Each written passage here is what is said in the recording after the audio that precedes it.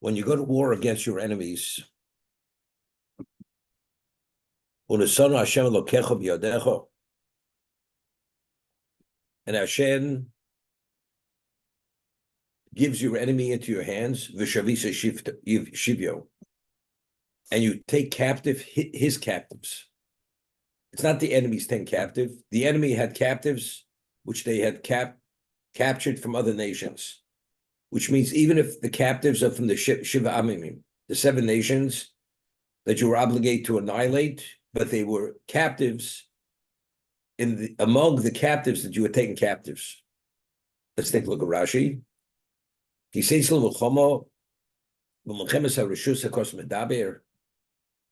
we're speaking about a non-obligatory war. Because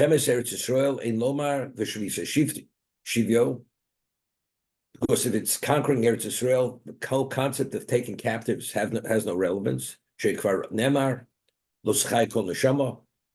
are no survivors. So to speak about a war, there are survivors. You're permitted to take captives. Therefore, you must say it's Mechemes Rishus. It's not a Mechemes Mitzvah. V'shavisa Shivyo, the Rabos Knanim Shibesocho, that among the captives that you taken, some of them were Knanim, which under normal circumstances you were supposed to annihilate. Avapi Sheheim Mishiva Umos.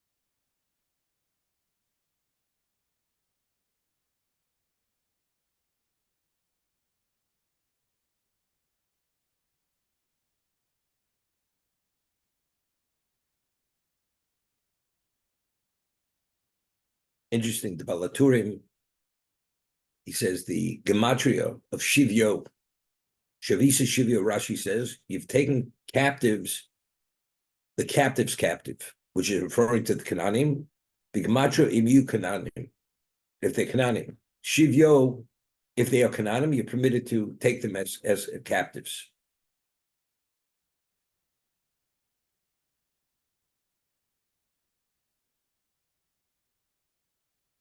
And you see in the Shivyo, you see while you take captives, a woman who has a beautiful appearance, and you desire her. So we'll see in a minute. Chazal tell us if she is beautiful, that's enough to say. Means even if she's not beautiful, she's even ugly, but somehow you have an attraction to her. You're permitted to take her as a wife, meaning consider taking her as a wife. Let's take a look at Rashi.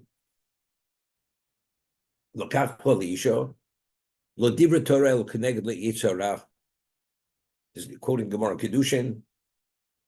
The Torah is speaking about one's overwhelming evil inclination. If Hashem would not permit her, he may marry her in a non-permitted context. So Hashem is giving you what we call like a pas besalo. Now the Gemara tells us in Yevomis that they were Amoroim. When they would travel and leave their communities, they would designate wives in those communities for them. Why? Because when a man is away for endless months from his family, he has certain temptations. So by designating a wife in the various cities, he has the availability of the wife. Although he doesn't engage with her, just having the availability, that tempers the desire, knowing that if he wants it, he could have it. It's called pas besalo. You have bread in the basket. What is it comparable? A person has food in the cupboard. He could continuously pass on eating because he knows whenever he wants to eat, the food is available.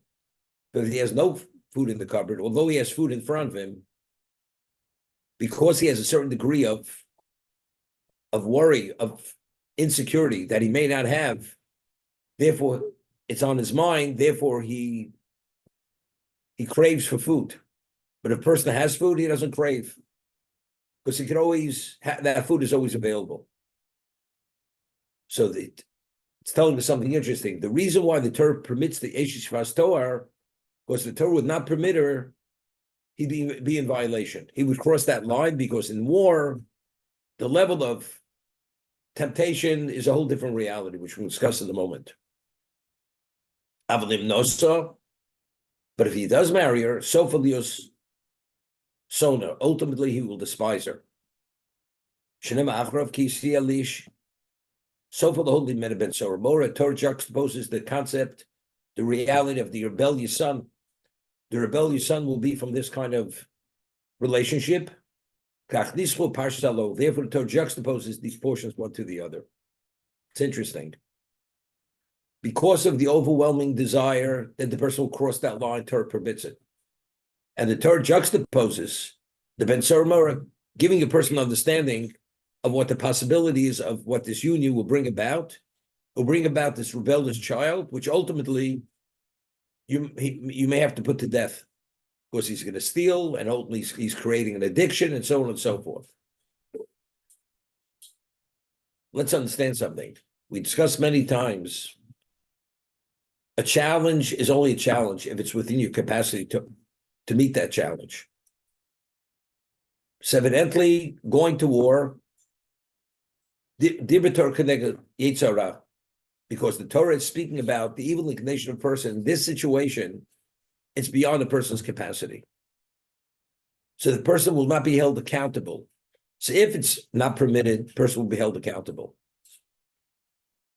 However, now the Torah permits it, so the person should not be held accountable. But if it's something which is beyond your capacity, why should you be held accountable? We have a concept of something which you put in a situation which you're forced to cross those lines. It's beyond your capacity. We don't attribute the action to himself. So how do we understand it? Means it's not literally 100% onus, but it's something which is almost untenable. And because it's so untenable, it's not something which is the normal challenge. And we're not talking about people over here who they've created it. See, it's very interesting. A person who puts himself in a situation which he himself allows this desire to fester within him, because he exposes himself to many things. Now that he's confronted with overwhelming desire, he created all this in his background, engaging in certain situations which brought him to this point. We're speaking about over here the tzaddikim, the ones who are going to war over here at tzaddikim. So if the tzaddikim, the background has no relevance to what he's going to be confronted with. So based on who he is, Hashem doesn't want these people to actually be in violation. Because if they're a violation, it's a compromise on their spirituality. Because they're tzaddikim. But nevertheless, because the challenge is an overwhelming challenge, which is not normal challenge of a tzaddik, as a result of that, the Torah permits it. However, understanding the consequence and the ramifications of this action, which has been so remote, maybe that somehow will temper this desire for this woman. This is the concept.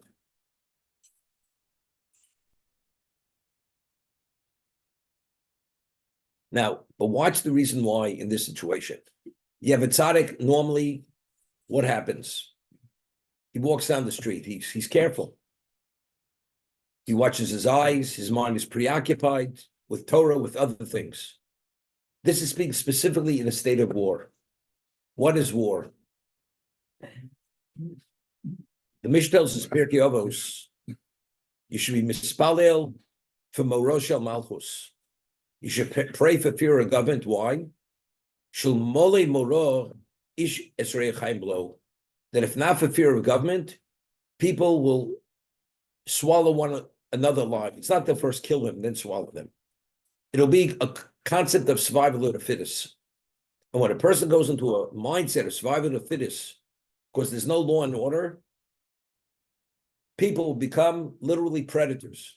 Because each person only looks at himself, it's survival.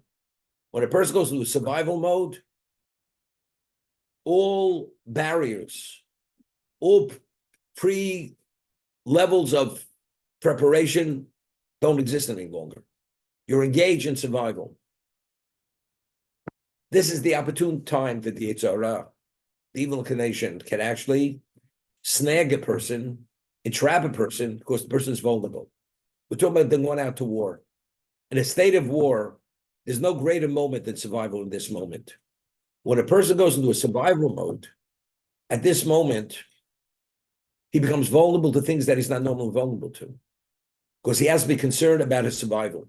As a result of that, even the tzaddikim, they themselves are not held accountable to that degree. There's a degree of accountability, but Hashem doesn't want them to be held accountable. Doesn't want them to become soiled, to become tarnished. Therefore, he forbids this, because it is a state of war. Under normal circumstances, you make a fence. I say the Torah, don't go there, don't do this, don't do that.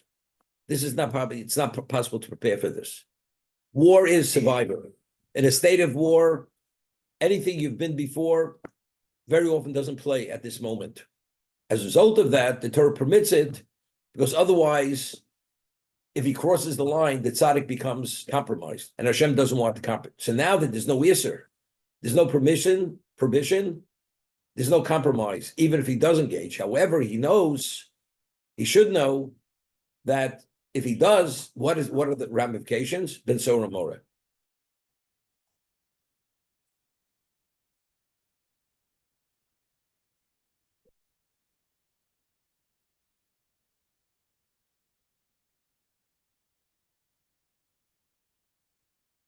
Mar tells of her story that a mayor, who was one of the greatest Tanoim,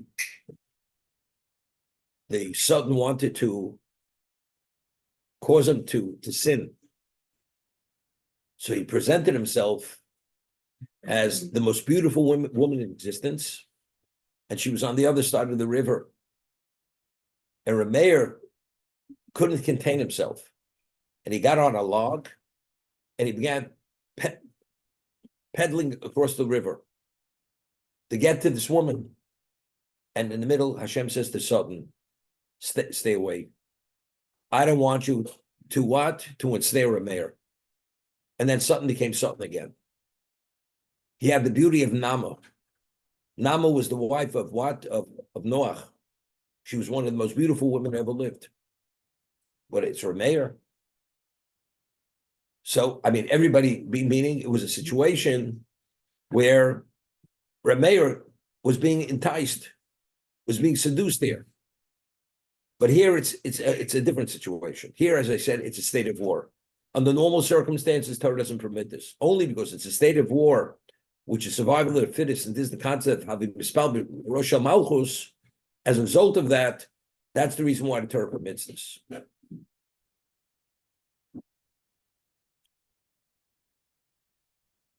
Again, good. Well, I thought that David was, went forth with, he wasn't aware of Ben Soramor, and therefore he had a wife, and obviously we know what resulted from that. So, Avshalom. That was Avshalom, right? And so let me explain meaning, it. David says in Tehillim, "Libi cholol bikirbi." Libi. Now we say in the Krishma, you should love God b'chol levavcha. What's levavcha? It should say b'chol libcha. It's Gemara in German Brachos. In Hebrew, lev is heart. Libcha means your heart. What's levavcha? The double base. So the Gemara explains b'shtei yitzracha, with your yetzer tov and yetzer hara. That's what you should do. It's not only doing the right thing, But even to suppress the Yetzer Hara, you should understand what the value of that is. That's the expression of your love. So the double bays represents the Yetzer Hara. David says, Libi cholo bekirbi. My lave is cholo. Cholo is a corpse. David killed his Yetzer Hara. David had no Yetzer Hara. He worked on himself to the point his Yetzer Hara was negated, had no influence on whatsoever.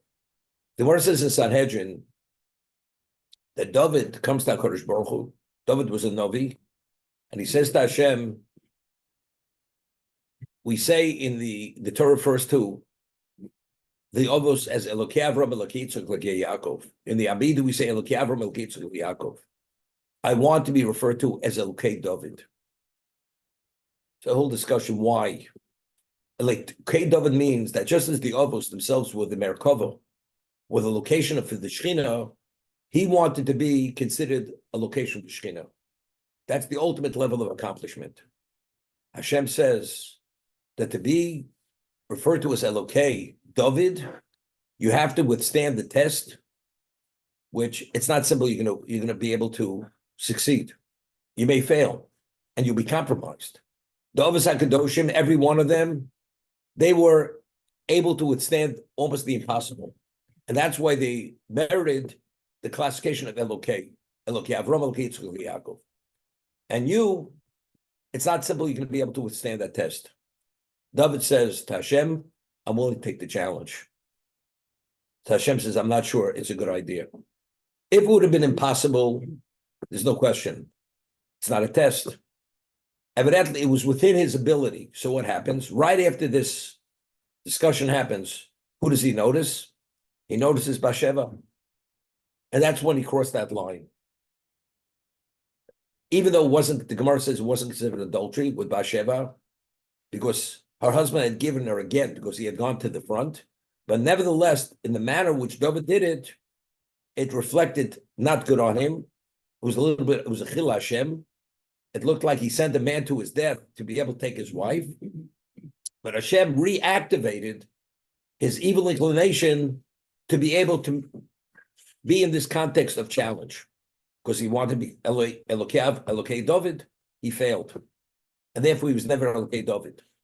So David, until this point, was what? Libi cholo bekirbi. He didn't have a Yetzer Hara. So when he'd go out to war, he would not be tempted by this, by the Eish Yeshivas Torah.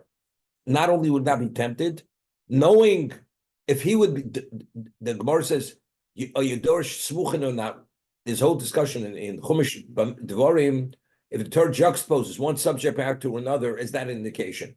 David held in Chumash Devarim, that process of interpretation is not applied. So David didn't darshan Smuchin. So that the Torah juxtaposes Eishvas Torah Vetzor Mora, he understood one thing has no relevance to the other. That's the reason why he failed. If he would have known, he could have dealt with it. Why? Because David had no Yetzer Hara. Because he said, Libi chol bekirbi. But now, even within the Libi chol bekirbi, there's no reason why not. Torah permits it. But it's only because he doesn't understand that there's going to be a consequence. But if you knew there would have been a consequence, it would have been easy for him not to get involved. Fundamental. But derech remez, tizbar haparshal zeh derech. On an illusionary level, this is the way we're going to interpret the portion. Hine kol binyan ha'olam v'kiyumo. Toloi b'masa am b'nei Yisrael. He says, the world advancing itself, meaning addressing the objective of creation, and its existence, ongoing existence, is based on the actions of the Jewish people. How we behave. Do we do mitzvahs, or we go south, or we do things other than that? If the Jews, their behavior is positive, the world continues. As David says, the heavens will rejoice, and the earth will also be in the state of joy. Gam Hashem Elokeinu Yismach Yogel Beno, and Hashem will rejoice with his son. We're Hashem's children. Bonam Atem Hashem Elokechem. V'yusha Darkam Shel Yisrael. Excuse me. V'yosha Darkam Shel Yisrael Toloi B'nitzochen Yitzhara. What's considered our successes? What's our victories? Our victories are when we defeat the Yitzhara. When we take charge of our lives and do what the Torah says, not do what we want to do, that's considered victory. We've succeeded. And the Torah is coming to put us in touch and to bring a level of awareness. So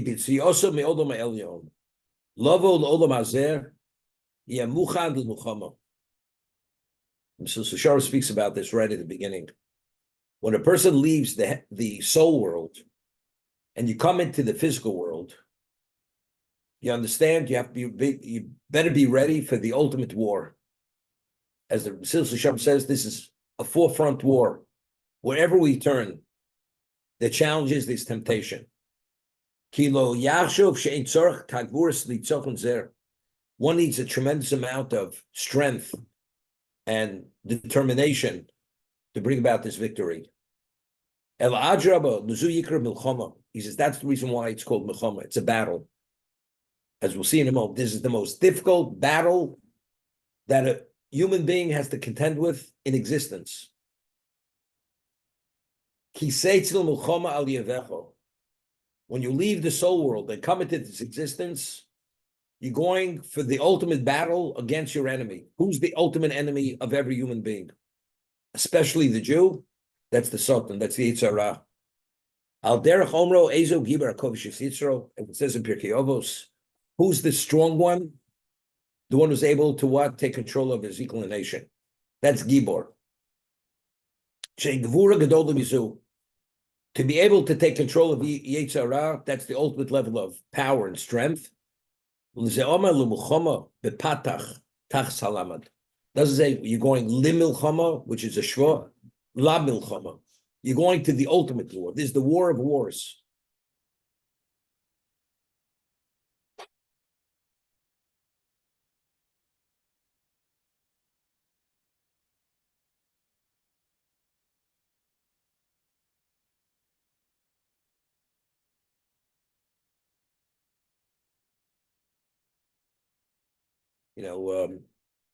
Tisha B'Av, very often, people, they read about the Holocaust, and people who are Holocaust survivors told over stories.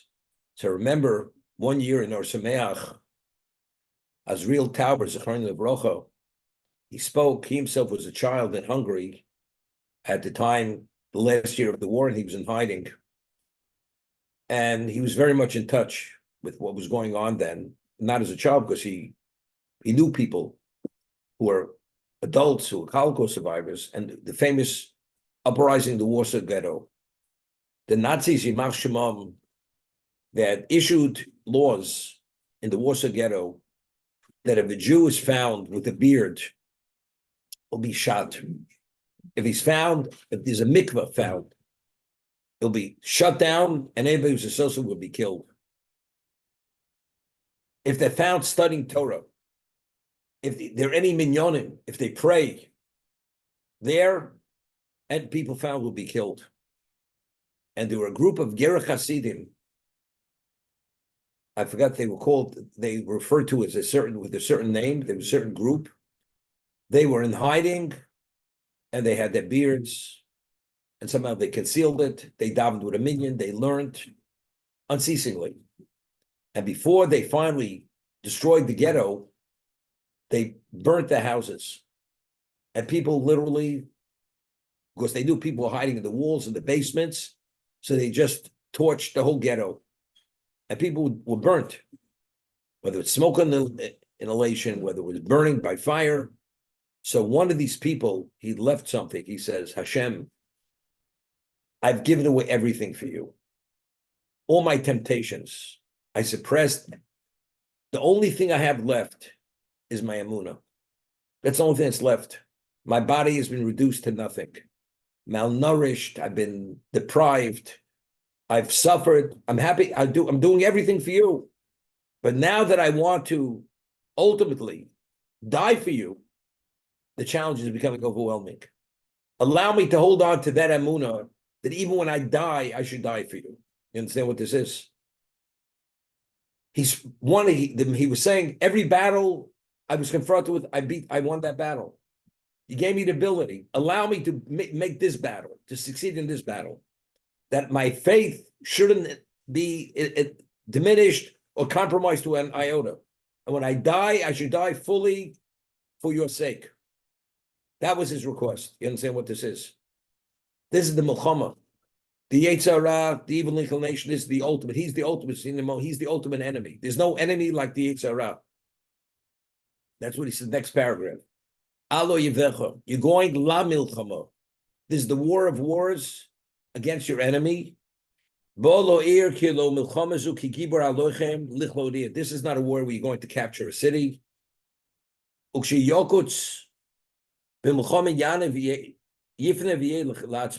beat the enemy. What happens after you beat the enemy? And the enemy sees he's losing, goes, he leaves, comes back eventually. This enemy doesn't go away. The Chafetz Chaim explains in one of his writings, the Gemara says that the Yetzer is like a fly. It's like a zvuf. When you swish away a fly, what does it do? You swish it on one side, it goes on the other side. Doesn't leave you alone. The only way that you're able to remove the fly, you have to kill the fly. The Yetzer Hara, as the Rambam says, until the last moment of your existence, was subject to his influence. It doesn't go away. So this is an ongoing battle, 24/7, every moment of our life. We have to contend with this at some level. El Kodim Alochem Im Oivo Shim Yisrashel Yokom Olav Vekeu. This is an enemy that if he sees any level of weakness, he takes advantage and overwhelms you and smites you. Kamo Cain. Im Yisrashel Odim Mililchom Es Oyev. If you slacken fighting this enemy, Yokom Olav V'Avdeu Min Olav. He'll cause you to forfeit your life, your world.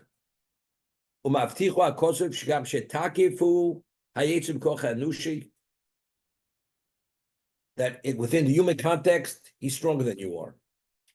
So how do you deal with it? Afal Pikein Yidnei Hashem Biyodo. Hashem says, Onoso Hashem Elokecha Biyodecha. God will give him over to you.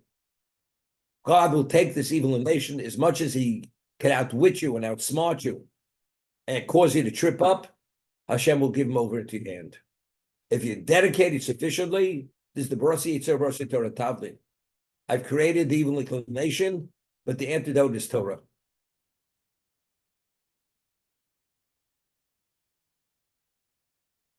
You know, the Rechaim HaKodesh, if you remember, by the Meraglim, they asked the spies.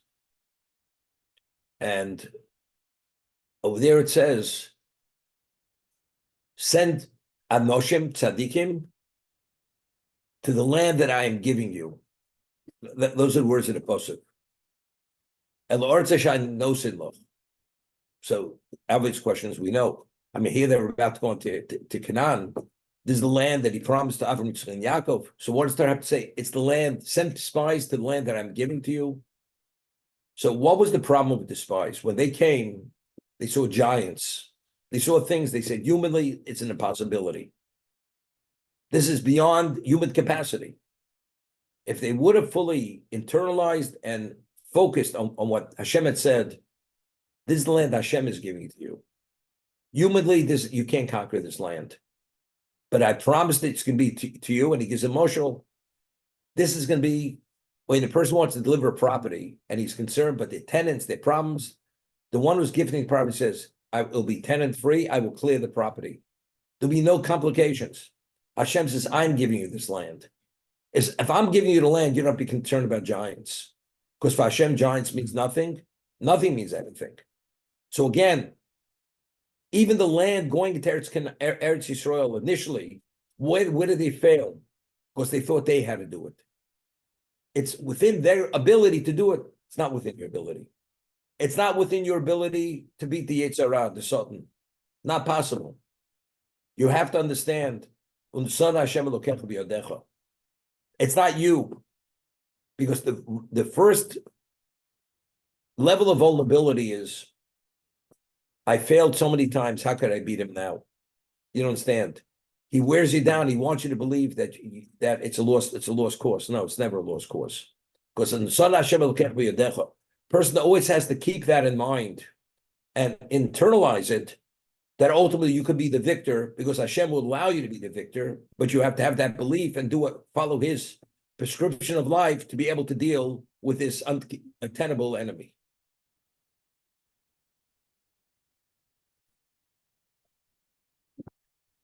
Omar Eshes Somuch. It does a Isha Yifas Torah, a woman who's beautiful. What's Eshas? Eshas in grammar, it's associated. Pirish, Nishmas Ha'odom. You have this, the neshama of a person. There's nothing more special and more beautiful than a person's neshama compared to physicality. Physicality is something which is Chelek el Kamimal. Hashem blew through the nostrils of a person, a soul. The body is earth, earthy, decomposes. Ki ein hasamach mem sholet benefesh al shetered mato v'tkorns b'odam. This is Gemara. When does the evil inclination have permission to seduce a person, to influence a person? Only once the soul enters into the body.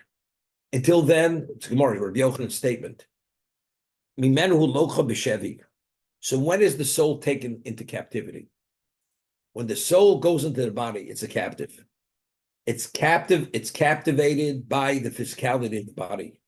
Until then, the soul, as the Gemara says in Brochos, there's no temptation, there's no envy, there's nothing. When we come into existence, now all of a sudden everything's activated. Kora luzu yifas toar ki hanefesh yofer ad ma'od el shemisnaveles masim roim. It becomes soiled and becomes putrefied through the bad actions, our bad actions. We soil our souls. We soil the nefesh.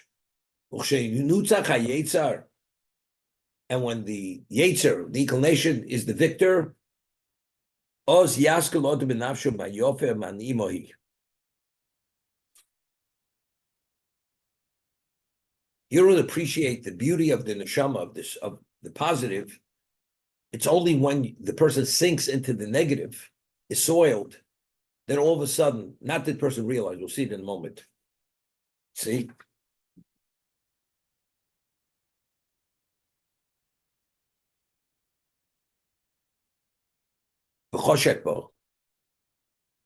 You have a desire for it. What does that mean? Pirush ozi. Acheshek shoya lo b'divrei hayesh b'tuya v'li'albisha bo v'sakin lo hamuskolos.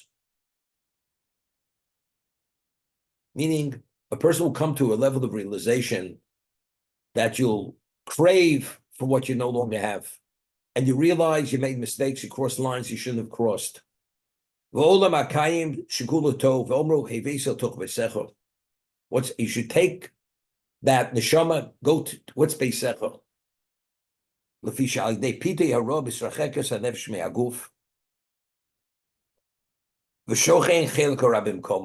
He said something interesting. He said it elsewhere.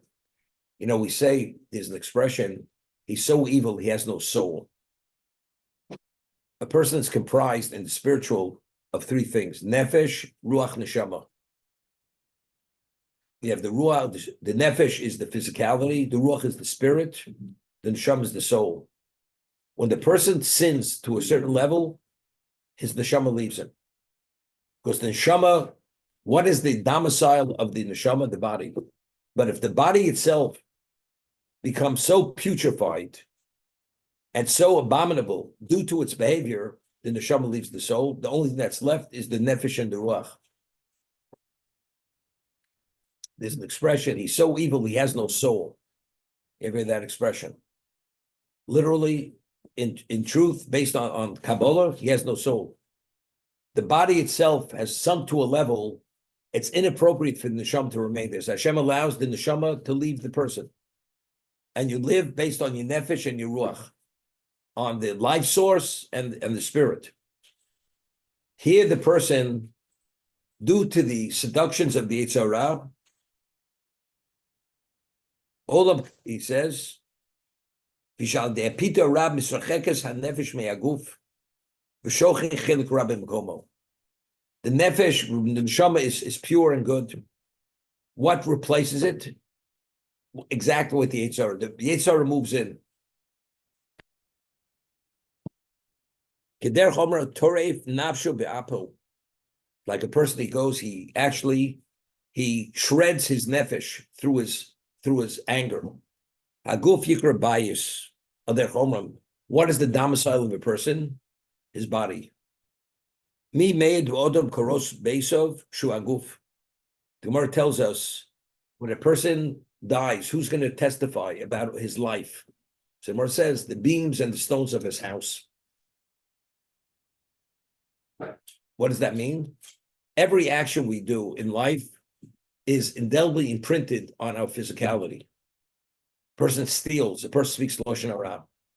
All that is what is an imprint on the mouth, on the body, anything we do. So the bias will attest to the fact to our past behavior throughout our lifetime, unless we did tshuva. We'll continue tomorrow. Rabbi.